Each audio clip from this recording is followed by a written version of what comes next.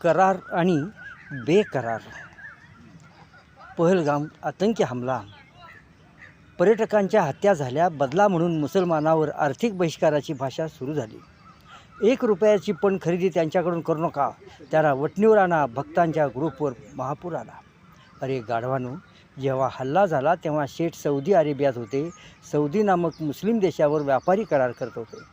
भारत आणि सौदीचा वार्षिक व्यापार $43 बिलियन आहे.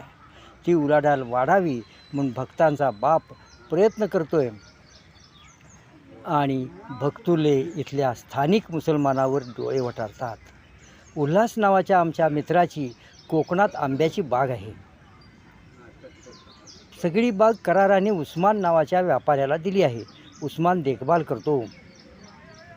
उस्मानच आंबे विकतो. उल्हास तंगड्या वर करून पैसे घेतो. मला सांगा, उल्हासच्या बागेतील आंबे कोणाचे? उस्मानकडून आंबे घेऊ नका. मग काय उल्हास डोक्यावर पेटी होऊन आंबे विकेल? दुबईतील तथाकथित मसाला किंग धनंजय दातार, त्याच्या कंपनीचे नाव अल आदिल. अल म्हणजे अल्लाह. भक्तांनी दातार शेठला सल्ला द्यावा. दुबईतील धंदा बंद करून ये आणि भारतात गोशाळा काढ. भक्तांना विचारा, दातारने दुबईत दिरहाम मिळवायचे, पण गरिबी मुसलमानाने भारतात पोट भरायचे नाही. जुन्या काळापासून अरबाशी भारताचा व्यापार आहे. भारतात येणाऱ्या अरबी व्यापाऱ्यासाठी जगातील दुसरी मशीद केरळच्या राजाने बांधली.